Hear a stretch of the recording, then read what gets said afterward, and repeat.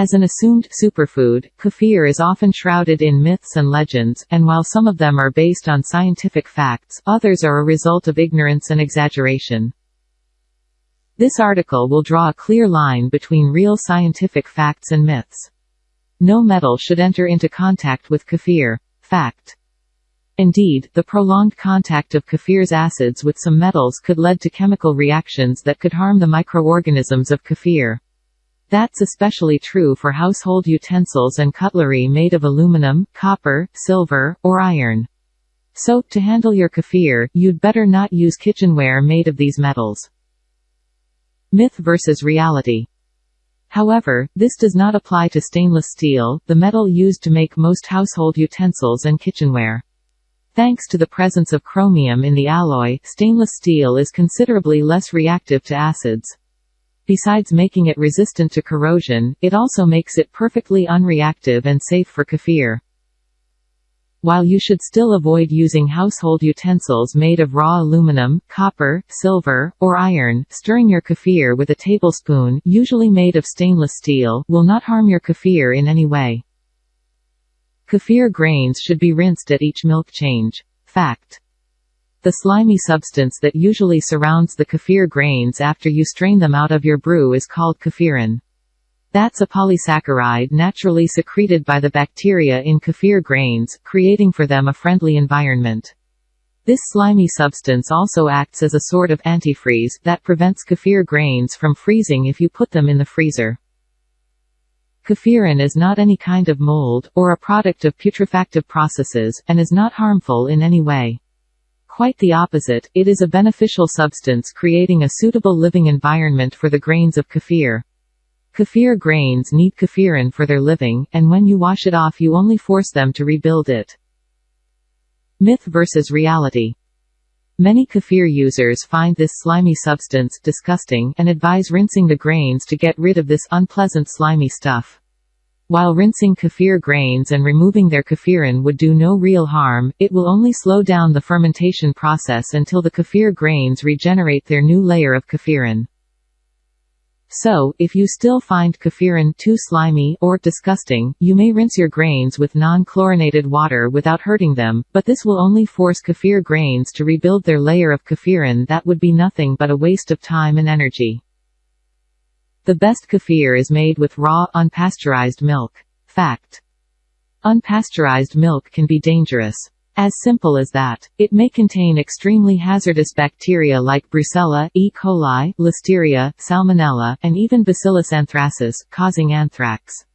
So, our clear advice is, never use unpasteurized milk or non-pre-boiled milk to make kefir. Myth versus reality. A common myth is that raw milk contains more beneficial substances because pasteurization, or pre-boiling, kills most bacteria in milk. While this is true, the real benefits of fermented milk products, kefir included, are acquired during fermentation, which happens after pasteurization. So, any pasteurization that happens before the fermentation cannot affect in any way the probiotic powers of kefir. Some cheesemakers advocate using unpasteurized milk to obtain a more flavor-rich product, and sometimes they are right. However, the ferments used in cheesemaking and the long maturation periods applied in this industry make unpasteurized milk less risky. Unfortunately, this doesn't apply to kefir, because the relatively short fermentation time of kefir doesn't allow raw milk to get rid of its potentially hazardous bacteria. Remember, the use of unpasteurized milk in kefir making may be really hazardous. Pasteurization or boiling of milk before fermentation cannot affect the probiotic bacteria that develop during the fermentation. On the opposite, pasteurization kills potentially harmful bacteria in milk, creating favorable conditions for the development of beneficial bacteria during the fermentation of kefir. No UHT milk should be used to make kefir. Fact. Milk that has been pasteurized under ultra-high temperature (UHT) is the type of milk with the longest shelf life. It also contains the lowest possible levels of potentially harmful bacteria. Myth versus reality. The almost complete sterility of UHT milk is probably the reason why many kefir fans suggest that it shouldn't be used to prepare probiotic products, as it could decrease their probiotic powers. However, this allegation has no scientific justification. The bacteria of kefir feed on the lactose in milk, and UHT processing doesn't affect lactose in any way. Lactose is still abundantly present in UHT milk and can still serve as a leading food for the probiotic bacteria of kefir. So, as long as lactose is still present in UHT milk and can feed the bacteria, ultra-high temperature processing of milk won't affect the fermentation process and decrease the probiotic powers of kefir. Commercial kefir products are as good as homemade ones. Fact. Since natural, homemade kefir keeps on fermenting even in a refrigerator, its shelf life cannot be longer than a couple of days. After that, it gets too tangy and acidic to be sold commercially. Of course, such a short shelf life is not acceptable on a larger commercial scale. So, to extend their shelf life, most commercial producers of kefir and its derivatives are forced to add preservatives or pasteurize their products after fermentation. Myth versus reality. Commercial kefir products look and taste similar to homemade ones, so they should be equally good for our health, right? Wrong. They just can't be equal. Commercial kefir producers can't cope with the need for extended shelf life without the application of different methods of preservation that inevitably interfere with the probiotic properties of their products. If you're looking for real probiotic foods, stick to homemade ones. The urge for a decent shelf life prevents commercial products from being even close to homemade probiotic foods. Kefir starters and kefir grains are no different. Fact.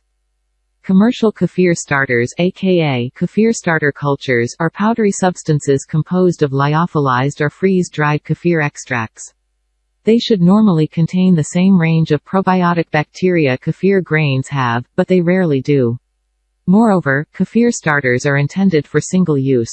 Although most starters can be reused a couple of times, finally, the bacteria weaken and stop fermenting milk. Myth versus reality. Kefir starters can make a kefir drink that looks, smells, and tastes like kefir made with natural kefir grains. However, the only advantage of kefir starters is that they can provide consistent content and quality throughout large production batches. Additionally, the way kefir starters are produced prevents them from containing the full range of probiotic bacteria that healthy kefir grains can provide. Moreover, as we already said, kefir starters are intended for single use only. If you choose, always prefer making your kefir with healthy kefir grains instead of starters. If regularly fed, kefir grains may last forever and provide a more healthful and probiotic-rich product. In a separate post on our website, you can find more information about the difference between kefir grains and kefir starters, and their pros and cons. You can either get kefir grains from another kefir user or purchase them from Amazon together with comprehensive tutorials. While, as we said, kefir starters are intended for a single use, they are much easier to handle and provide constant quality and taste.